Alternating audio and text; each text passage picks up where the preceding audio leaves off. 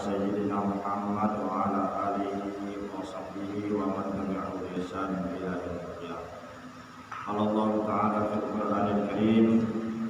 A'udzu billahi minasyaitonir rajim. Bismillahirrahmanirrahim.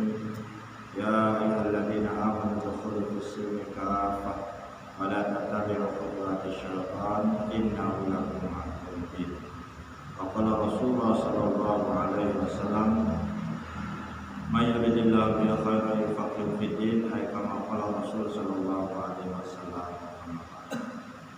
Bapak jamaah salat maghrib yang sama-sama saya hormati, yang dimuliakan oleh Imam pimpinan masjid, jamaah kaum muslimin dan muslimat yang sama-sama dicintai dan dirahmati Allah Subhanahu wa taala. Alhamdulillah, pada malam hari ini kita bersyukur kehadirat Allah Subhanahu wa taala dengan terus meningkatkan ibadah kita, dan kita mengucapkan alhamdulillah minimal 33 kali di setiap akhir sholat wajib, baik kita lakukan sendiri maupun secara berjamaah, keras maupun kecil. Yang jelas untuk takmir itu disyariatkan minimal 33 kali. Kalau bisa lebih, alhamdulillah, bisa 100, bisa 200, bisa 300, karena setiap ucapan itu akan menambah rezeki kita, karena itu adalah bentuk kesyukuran. Dan Allah Subhanahu wa taala telah berfirman, la in syakartum la azidannakum wa la in kafartum inna 'adzabi lasyadid. Kalau kalian bersyukur atas nikmatku, maka akan bertambah nikmat itu, baik secara jumlahnya maupun secara kualitasnya. Secara jumlah akan bertambah dalam kelihatannya pada kehidupan dunia, dan kualitasnya akan bertambah berupa pahala di alam akhirat. Dan yang teristimewa dari keberkahan nikmat Allah itu adalah adanya ketenangan di dalam jiwa kita, di dalam batin kita, karena kata Rasulullah SAW, al-ghina minan nafsi, orang yang paling kaya itu adalah orang yang kaya hatinya. Artinya kalau jiwa tenang, menurut pandangan Islam, menurut Rasulullah SAW, itulah orang yang paling kaya. Karena kalau ada orang banyak hartanya, jiwanya tidak tenang, kemudian tidurnya tidak nyenyak, makannya tidak enak, dan perasaannya selalu gelisah, maka itulah orang yang sudah masuk neraka sebelum masuk neraka, sebelum meninggal. Karena yang sejatinya neraka itu adalah ketersiksaan dari jiwa seseorang. Maka alhamdulillah kalau rezeki kita dicukupkan oleh Allah, kemudian yang lain-lainnya dilimpah ruahkan oleh Allah, lalu jiwa kita tenang, maka itulah kekayaan yang berlipat ganda, baik secara lahiriahnya maupun secara akhirat. Bapak dan saudara-saudara jamaah kaum muslimin yang dirahmati Allah Subhanahu wa taala. Pada malam ini kita akan melanjutkan kajian kita setelah 1 bulan kita mengisi dengan ibadah Ramadan, dengan berpuasa di siang hari, dengan sholat tarawih di malam hari, ditambah dengan tadarus Al-Quran, dengan membaca Al-Quran baik secara bersama-sama maupun sendiri-sendiri di tempat kita masing-masing. Kemudian untuk mengisi bulan Syawal ini, kita akan kembali melaksanakan pengajian rutin setiap malam Kamis di Masjid Nurul Falah Masjid lain. Nur artinya cahaya, falah artinya keselamatan. Maka masjid ini diberi nama Nurul Falah, nur keselamatan, cahaya keselamatan. Dengan doa setiap yang nyumbang, yang beribadah di sini mendapatkan cahaya keselamatan di dalam kehidupan dunia maupun dalam kehidupan. Falah itu adalah kalau di bawah pekerjaan itu namanya petani. Falahun itu petani. Kemudian satu-satunya pekerjaan yang disebutkan di dalam azab itu adalah bertani. Hayya 'alas shalah, hayya 'alal falah. Hayya 'alal falah, mari kita meraih kemenangan.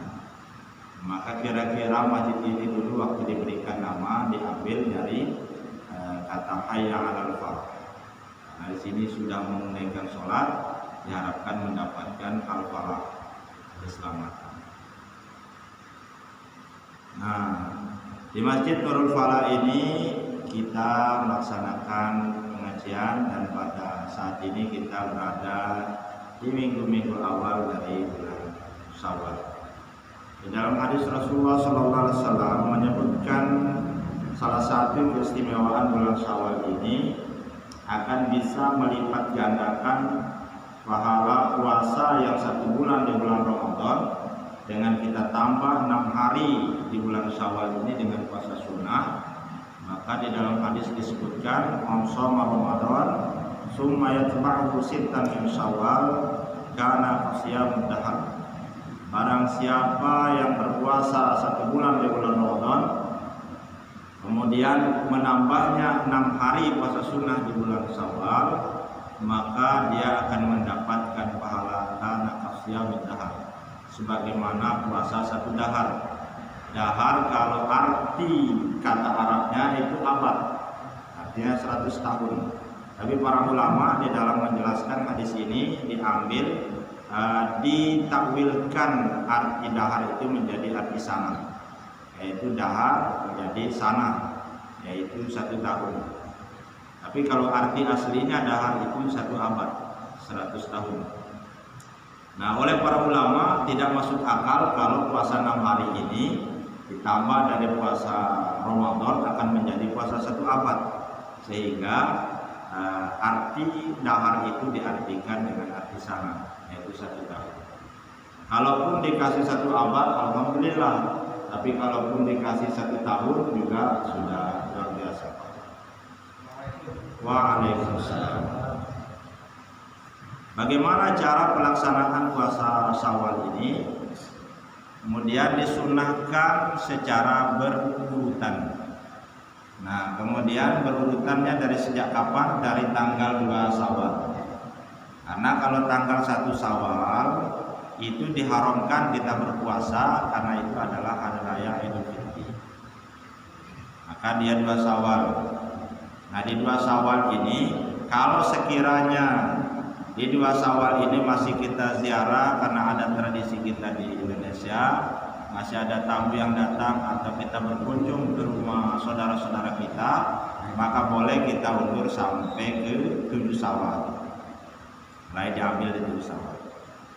Kemudian boleh juga dilaksanakan secara terpisah. Artinya dia di jarak 3 hari, 4 hari, yang penting berada di dalam bulan Syawal. Atau dia disamakan dengan puasa Senin Kamis. Diniatnya puasa Syawal, niat puasa Syawal pada esok hari karena Allah Ta'ala, maka nanti akan mendapatkan pahala puasa hari Senin, mendapatkan pahala puasa hari Kamis. Tapi kalau diniatkan puasanya Kamis, puasa hari Senin, puasa sunnah Senin dan puasa sunnah Kamis, tidak dapat pahala puasa Syawal. Maka dikasih niatnya puasa Syawal dikerjakan pada hari Senin. Ini masih ada sisa waktu di bulan Syawal ini. Mudah-mudahan kita nanti diberikan kekuatan oleh Allah untuk melaksanakan. Kenapa begitu besar pahalanya puasa Syawal walaupun 6 hari tapi dijadikan pahala 1 tahun puasa? Karena puasa Syawal ini lebih berat daripada puasa Ramadan.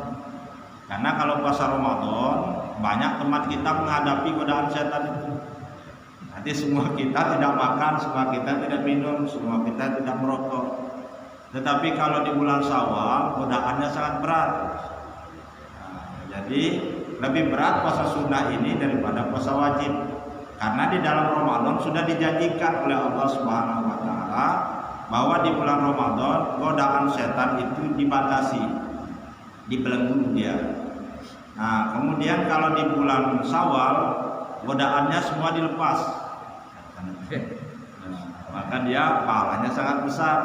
Nah, itu secara logikanya.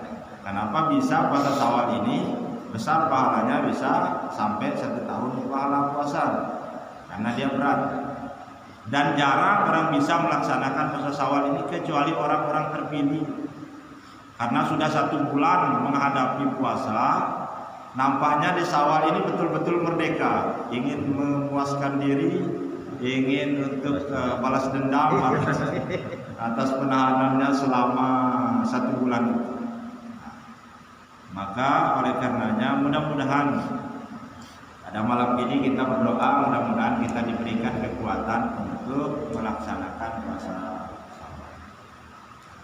Jadi begitu berat puasa Syawal, 6 hari dibalas 1 tahun. Nah, kalau yang 30 hari kemarin semua kita tidak ada, warung juga tidak buka. Yang paling berat itu kalau orang ahli hisab. Kalau di bulan Syawal lihat orang merokok, ini susah, berat ya di sana. Oleh karenanya siap upayakan di bulan Syawal ini untuk bisa diambil 6 hari pada Syawal. Insyaallah kita saling doakan. Jadi kalaupun ada teman masjid, kita bisa janji untuk bisa melaksanakan bersama-sama. Nanti godaan setannya terbagi 2 kalau kita berdua, itu kita hadapi. Kemudian di bulan Syawal ini ada juga nanti puasa sunnah di pertengahan bulan Syawal. Bagi yang mau puasa nanti tanggal 13, 14, dan 15. Namanya puasa muti atau puasa hari putih, hari terang bulan. Itu di 13, 14, dan 15. Sesuai dengan jadwal kalender Hijriah. Ada keistimewaan lain di bulan Syawal ini, Bapak dan saudara-saudara, yaitu disebutkan di dalam Al-Quran, Al-Hajju Asyhurun Ma'lumat. Haji itu difardukan pada bulan-bulan yang tertentu. Maka bulan yang wajib haji itu termasuk dia bulan Syawal, Zulqa'dah, dan 13 hari di bulan Zulhijjah. 2 bulan full. Artinya kalau ada orang yang masuk Mekah pada bulan Syawal ini, sudah boleh untuk mengambil haji ifrad. Jadi kalau misalnya haji ifrad, niat masuk Mekah untuk berhaji, kemudian tawafnya tawaf haji, nanti untuk datang menunggu datangnya tanggal 9 Zulhijjah itu, maka itulah yang berat haji ifrad kalau dilaksanakan begitu masuk Syawal. Tapi kalau dilaksanakan nanti masuknya tanggal 2 Zulhijjah di Mekah itu sama ringannya antara haji ifrad sama haji tamattu. Kalau haji tamattu sama